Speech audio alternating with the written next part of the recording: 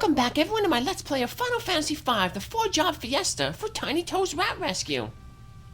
In the last episode, we had almost gone to the top of Exdeath's castle, but we stopped after we fought Gilgamesh. And the treasure chest is closed again, but it's still empty, so nothing new to get there. But we do have a new fight to come up here against Exdeath himself, so I'm going to put a bunch of learning abilities on our characters, so we want to, because there can be up to 3 blue magics that we can learn off of Exdeath. So, we want to make sure we have learning on someone who has a multiple of level 3, because one of the best spells we can get, level 3 Flare, can be cast by Exdeath. Exdeath, no way we'll let you get away with this. Mwahaha, have you any idea what I plan to get away with in the first place? What? No, but you all fight so fiercely that I have no idea of the truth. I'll return the earth to how it used to be. You mean you'll turn it into a world full of evil? Believe what you wish. Simple-minded fools such as yourselves could never hope to understand my motives. It matters not. I will tolerate no more interruptions. And now we have the big fight with Exdeath himself. Exdeath starts off with a 2/3 chance to cast Condemn, which is, blue magic spell. Basically casts like Doom on your character, and after 30 seconds they'll be defeated. But he didn't do it, so oh well. Now Exdeath, his first turn, 2/3 chance to cast Condemn. Next turn he has 2/3 chance to cast Dynamo or use a special attack. Third turn, Gravity, to pull you if you have the float status off. Demo or Fight. His fourth turn, he has 2/3 chance to fight or use a special attack. That Vacuum Wave, which is a really hard attack. He used that Gravity thing because on his fifth turn, he has 2/3 chance to use Earthshake, which is like a Quake spell. Sixth turn, he Flames, Fight or a special attack. Seventh turn can be really deadly. He uses a Hurricane, 2/3 chance to use a Hurricane attack or a Fight command. And then the 8th turn, he'll use 2/3 chance to use Zombie Breath. And that could be really bad if you don't heal after that Hurricane, because Zombie Breath, if it kills you, it turns your character into a zombie, and then basically they can, be attacking yourself. So you want to make sure you heal up after that. 9th turn, he uses 2/3 chance to fight or a Bio Spell.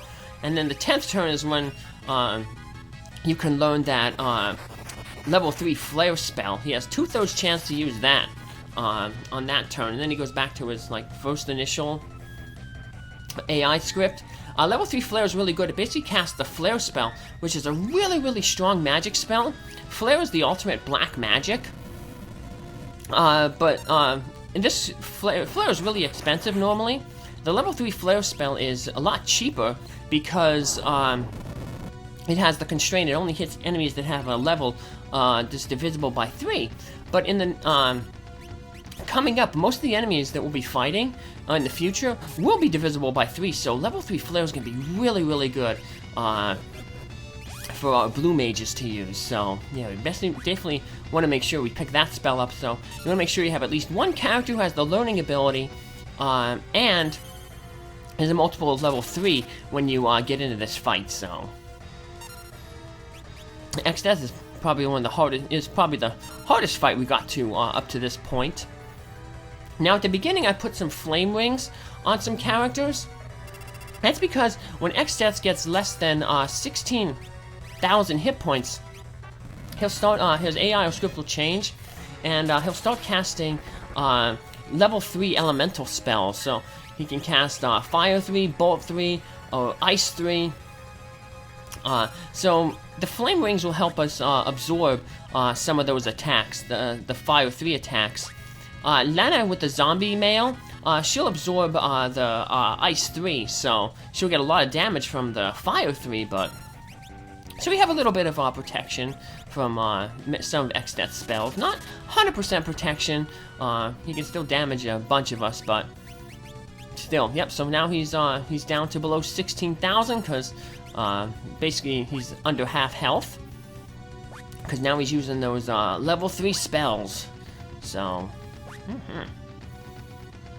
we see Krile has the doom counter on her. So yeah, when that hits 0, she'll be defeated. So no use healing her up, because if we just heal her up, she's just gonna pass away. There we go. So we'll get her back on her feet with a Phoenix down here. Ouch. Don't want that that thing hitting Blue Mage, because he's gonna be the one using that White Wind. Yeah, you can see it's a good idea that it's a good thing that we picked up that White Wind spell earlier, because it's definitely proven its usefulness right here. So, like I said, the best thing about the White Wind spell is zombie mail isn't affected by it, or that bone mail. So it allows us to keep healing Lenna, when normally other options of healing like potions or white magic would damage her because she's under that zombie status. So yeah, see, that zombie status also allows her to absorb ice, so she has that protection. Now she'll be weak against the fire, but that's okay. Arrow 3 is also very useful for us. Boost it, remember, you want to boost it with that air knife. So that just helps whittle away Exdeath's hit points, and should be getting very close to the end here now, to him. So, Dispel, it's not really a big issue for our party. It'd be big for a party with white mages and stuff. Dispel basically pulls away, removes all your status buffs. So if you have haste that makes you go faster, or time mage spell, or armor, or shell that protects against physical and magical attacks respectively, those buffs would be removed by the Dispel. But we don't really have many buffs that we can inflict with this party, so because the blue mage really can't cast any right now. When he gets that big guard spell, another blue mage that we'll get later, one of the best spells in the game, because he gives you haste, protect, and float. Yeah, then we wouldn't want that spell obviously debuffed, but for now, not too much. So, whew, well, that was a little bit easier than I expected it to be. So, mainly because of that White Wind spell. So, woohoo! And with that, we've taken down Exdeath, and I guess that means that's the end of the game, right? We beat Exdeath, and he's the big bad, right? Okay, we learned Flare, level 3 Flare, Doom, 2 new blue magic spells. Uh-oh, did we rescue the crystals? Oh no, the crystals! They're breaking! Yep, unfortunately, the game is not over, so even though we defeated Exdeath, his plan to destroy the crystals did come through. But what is that going to cause? Remember last time he broke the crystals, that the crystals broke, that unsealed Exdeath. Well, maybe we'll see what returning the world to its natural state was, or its original state was. Maybe that's what breaking the crystals will do. Yeah, let's find out. So, once again, we're gonna wake up in a strange new land. So, yeah, this is kind of like the third act of the game. So, we had the regular world, then we had Galuf's world, and now we're in the new world. This is the third world. What is going on in the third world? Well, we'll find out in just a little bit. Let us see something. What is it? That's Castle Tycoon. We're back home? Is the third world just the first world again? Well, let's find out. It looks like it. There's Castle Tycoon. But the meteorite's gone. And that pathway looks a little shorter. And there was no river over here last time. Remember, over there was the Pirate's Cave with Boko and Faris's pirate group. And there was no hole in the mountain there. Remember, we were landlocked. We were forced to go to the meteorite. It's kind of like there's some things that are similar about the world, but some things that aren't. What's going on? Well, looks like on map. We got a map of this third world. How we got this map, I don't know. Yeah, and how do we get the map of the second world? I don't know. But definitely looks a little bit different than the both of the worlds. So, well, let's pop into Tycoon Castle here real quick. Let's see if it really is the Tycoon Castle. Better make a save though, just in case it's a trap. The camera Aqua said it's a trap. Well, it looks like Tycoon Castle, but wait, let's go up this way. Remember, there was no hole up here last time. Remember, Tycoon Castle was surrounded by mountains. Maybe let's explore this world a little bit more, but nope. We got rivers, so rivers and mountains blocking our way, so it looks like we're stuck going to Tycoon Castle, so maybe they can let us know what's going on, if anybody does know what's going on. Thank heavens you're back safe. The Chancellor wishes to speak with you. He always wants to talk with us. You're back! You're back! He probably just wants to talk with the princesses. I don't know the details of your request, but good luck. Princess Lenna! Yeah, because you don't even know who Krile is. Krile was never here at Castle Tycoon. The only times we visited Castle Tycoon was with Galuf, so... And TnyToe, he's just a wanderer. He's like the only one in the party who isn't like royalty. I mean, Krile is kind of adopted royalty. So... At least it's... the treasure chests are back. But they're empty. But if you didn't get these treasure chests earlier, you want to make sure that you get them now, because pretty soon we won't be able to come back into Tycoon Castle. There'll be an event that will lock us out of the castle. So if you're going for that 100% treasure chest completion, you want to make sure you get those all the treasure chests in the castle. Princess Lenna, Princess Sarissa, welcome home. I guess he figured out that Faris is Sarissa. Father, The king's passing was a great loss. However, we must do our best to continue on without him. Additionally, Princess Sarissa has returned, and we thought her dead. It's cause for celebration. Princess Sarissa, that's who I was named after. Sarissa, my true name. Yes, my lady. The name Papa gave me. Papa gave me my name, Princess Sarissa. Hey, what are you doing? Preparations for the banquet are ready. Of course, your acquaintances are welcome to attend. Alright, we're gonna have a party. Let's party like it's 1999. Uh-oh. What, you want me out there dressed like this? Are you mad? Come now, princess. Sigh. Princess Sarissa's dressed in a nice yellow dress. Oh, she's gorgeous. That's actually her sprite when she's in the dancer class. Eventually I will have that class, I believe, in 2 years from now. For my Fiesta run for 2024. I believe I'll have the dancer class as my Earth Crystal job. So, that class basically dances and it gives you like, status buffs to your character. No, I'm thinking of a different game. The bard gives status buffs with singing. The dancer uses the dances like the dancing dagger does. So she can steal hit points from enemies, magic points from enemies.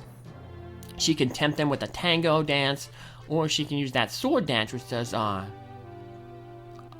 times the regular attack damage. So now, unfortunately, we can't talk with the princesses. So if we try to step up there, the dancers like block us. So I hope Princess Lenna and Princess Sarissa never leave us again. How wonderful it would be if they were always with us. Yes, see, if we try to go up, the dancers push us away. Is it true that Princess Sarissa used to call herself Faris? What a weird name. We're gonna learn in a little bit where that name Faris came from. So, unfortunately, Krile is our thief, so we can't sprint around. Grandpa. Krile, how you holding up? Alright, it's not so painful anymore, but I guess I just feel anxious. It's like Grandpa's fussing at us to hurry. Hurry for what? We defeated Exdeath. I think I'll get it. Let's check it out. Huh? What? We're back in my world. There's gotta be a reason for that, right? Let's find out what it is. Okay. Well, they're not entirely back in your world. Your world is different looking. So, you should have seen that easily, TnyToe. When you went to try to get Boko the Chocobo. There was no path back to where they left him in the pirate's den. So, Lenna's room? Now there's a scene here I don't think I've sewn off in my other Final Fantasy V Fiesta runs. But if we go back into the king's bedroom here, we finally get into it. King Tycoon's diary. X month, X day. Today, Sarissa was supposed to have her first ride on the Hiryu. Instead, she threw a tantrum. So we're gonna learn about Princess Sarissa and her fear of flying, I guess. No, that's scary. I don't wanna. I guess she's more attuned to the sea than the air. Where Lenna's more of a a flight person. She likes to hear you. No, no, no, it's scary. I don't wanna. But apparently she must have went, because remember she was able to talk about how it looked. All the people looked like they were minied. Sarissa, after all that talk about going, now you don't want to go? Guess not. Just have to watch. All right, this time Papa's gonna go find the best doctor in the world to help Mama. I'll be gone as soon as I'll be back as soon as I can be. So, he's flying away. Where do I want to go to now? Now that she sees how much fun Daddy's having, she wants to do it too. That's how my daddy used to trick Arthur and Doph into eating their medicine. He would try to give Doph some medicine, and Doph wouldn't want it. So then he'd give it to Arthur, and then Arthur would be like, "Oh, I have medicine." And then Doph would see Arthur eating the medicine and be like, "Oh, now I want that medicine." You know, he wanted it when he saw somebody else having fun with it, and vice versa. If he needed to give Arthur medicine, Arthur wouldn't want it, but Doph would be like, "Hey, what are you giving Arthur? I want that. And don't forget me." Even if it was the same medicine. And then Arthur would see Doph getting the medicine that he didn't want. But then all of a sudden, just because Doph was getting it, then Arthur wanted it. Boys can be dumb. Yep. Dance, get down and boogie. It seems that the Tycoon is returning to the good old days. Uh-oh. Krile, what's going on? What about the girls? No way they can slip away, so... Yeah, they'll be done in 3 days. It's only a 3-day banquet. We'll just go outside and we'll pitch 3 tents, and then we'll be able to get the princesses. No, it doesn't work that way. Yeah, it's whatchamacallit, it doesn't matter. You can camp out for 3 days. It doesn't matter. The party will still be going on. So these guys still pretty much say the same thing about how there's apparently a rift. The rift in the sky above Castle Tycoon? Well, that'll come into play in a little bit. Let's go talk with Sarissa's teacher, Jessica, here. Or Jenica. I had a feeling, just a tingle at the back of my head. What if it really couldn't be Princess Sarissa? Yep, it was her, all right. But, guess they lost track because she dyed her hair a different color. She had, like, brownish black hair when she was when she was living here. Well, things worked out fine in the end. But something about the sky seems kind of strange, don't you think? Right above Tycoon Castle, yeah. So now that lady's mentioning something weird looking in the sky. Man, these guys are just... He's the lookout. What's he looking out for? More monsters? Luckily right now, you can't get into random encounters. So, we'll take advantage of that. We'll go through the Pirate's Cave. So, yeah, we're going to have to go through a certain event before random encounters start popping back up. But there will be encounters again, so... Oh, sorry, I was just rushing over to tell everyone the bridge over the West River is open. Ooh, Boko might still be over in that cave to the west. Boko? He's my prized chocobo and my best friend. Oh, really? What, you don't believe me? Well, you're so poor at riding windrakes. Uh-oh. Hey, you little... Now, TnyToe is not being nice. He pushed the girl. Ow, take this. But she pushed him back even harder. Jeez, I can't win against this kid. Nope. So just take her with you. But, yep, now we can head over to that bridge that's spanning this river that was blocking our way earlier. And this will take us toward the Pirate Cave. The river blocks our way to the south, but... The north is clear. Now, as you can see, there's no random encounters. There'll also be no random encounters in this pirate cave. But we're going to come back to this pirate cave later to power up a certain weapon. Hey, it's Boko! Boko, woo! Uh-oh. Oh, no. Oh, I'm Krile. She can speak Chocobo, too? Huh, you speak Chocobo, too? She can speak with Moogles, Chocobos... Just little, I think he wants to introduce us to someone. She's like a Disney princess. She can talk with all the animals. Huh, for real? This is his wife? Her name's Coco. Boko, you stud, you.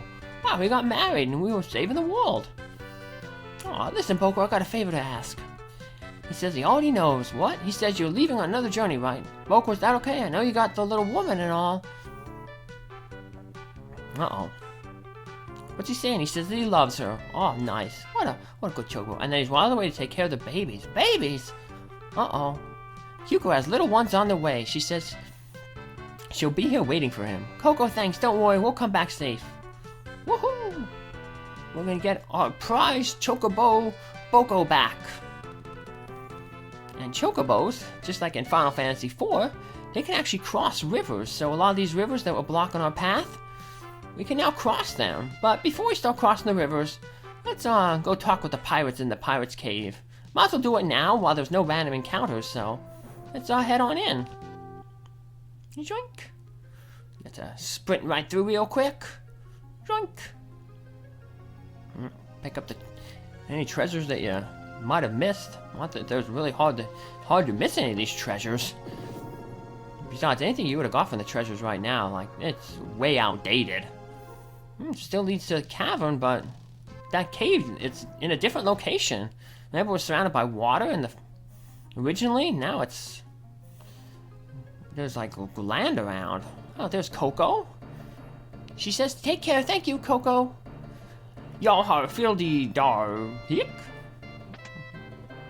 Treasures in there, but remember you have to push the button down there to get those treasures. Years ago, my grandpa fished a small lass from the sea. She kept calling herself Farifa, so she named her Faris. Yeah, so she couldn't say the S right, so instead of Sarissa, she was like Farissa. Once you get used to them, chocobos are pretty cute. Wonder what Coco's chicks would do. So that's how she got the Faris name. I heard tell that the captain was really the princess the tycoon. So now we know why they both had the same pendant. Those quakes must have opened a path to our cove from the outside. We'll hold down the fort while you're away. Oh, we be pirates and we do as we please. Although they ain't really doing much. They're just sitting in here like, doing the same thing. Wandering around. Really doing no pirating. Ugh, I'll be still sick. I'll be tasting the rainbow. Uh-oh. See, that Boko bird healed up just fine. Fine enough to make himself some kitties, eh? Alright, thanks, Doc. And speaking of Boko, let's go out and find our trusty Chocobo steed. He's gonna really open up this world for us. Maybe we can discover more about what's going on in this world. So, let's again head on back here. Now, I said later on there'll be a weapon that we can pick up, the chicken knife. And the chicken knife, it can have an attack power up to 127,